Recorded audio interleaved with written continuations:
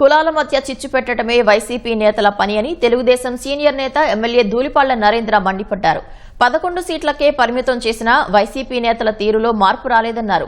5 ఏళ్ల పాలనలో ప్రజాస్వామ్య వ్యవస్థలను ధ్వంసం చేశారని ఆగ్రహం వ్యక్తం చేశారు. మళ్లీ అధికారంలోకి వస్తామని పగటి కలలు కంటున్నారన్నారు. మొక్కజొన్నపై వైసీపీ నేతలవి మొసలి కన్నీరన్న ధూళిపాళ్ల రాజకీయాల కోసం సామాన్యులను ఇరికిస్తున్నారని ధ్వజమెత్తారు.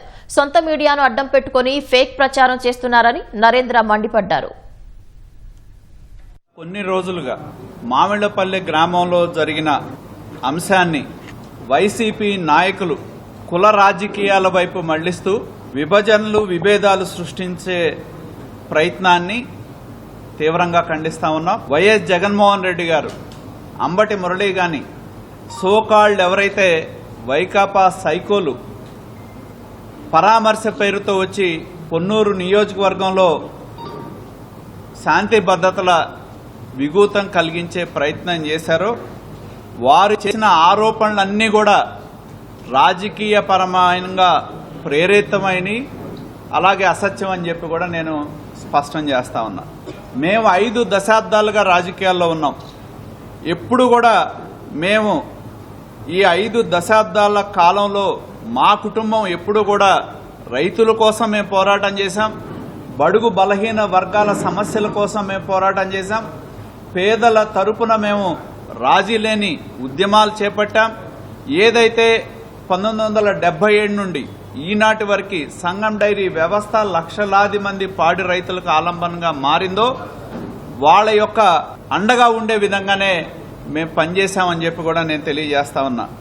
కాబట్టి మీరు చేసే తప్పుడు ప్రచారాలేవి కూడా ఈ నిజాల్ని అడ్డుకట్ట వేయలేవు, వాస్తవాల్ని మరుగుపరచలేవని చెప్పి కూడా నేను తెలియజేస్తా ఉన్నా. మాకు రాజకీయాలంటే ప్రజాసేవ, బడుగుల సంక్షేమం, ప్రతి వర్గాన్ని గౌరవించటమే మా కుటుంబానికి మేము నేర్చుకుందని చెప్పి కూడా నేను తెలియజేస్తా ఉన్నా. వైసీపీ నాయకులు వాళ్ళు ఎవరైతే మాట్లాడుతూ ఉన్నారో మరి మీరు గత 5 సంవత్సరాల కాలంలో మీరు చేసింది ఏంటి అని చెప్పి నేను అడుగుతా ఉన్నా.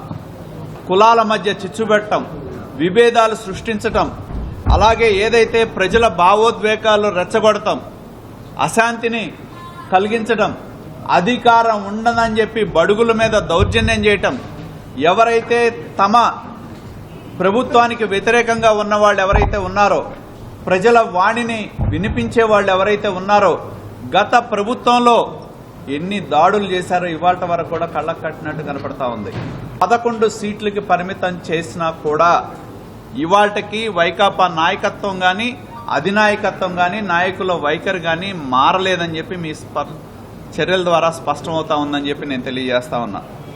మళ్లీ ఇవాళ అధికారం కోల్పోయిన తర్వాత అదే విధమైన దీంతో ఎక్కడికక్కడ విభేదాలు రెచ్చగొట్టమో, విద్వేషాలు రెచ్చగొట్టమో, రప్ప అని చెప్పి యువతని రెచ్చగొట్టే ప్రయత్నం చేయటం, కేసుల్లో ఇరికించటం, వాళ్ళ భవిష్యత్తును పాడు చేయటం, ఇది ఒక ఆంధ్రప్రదేశ్కి తీవ్ర నష్టం చేకూర్చే పరిస్థితి ఉంది.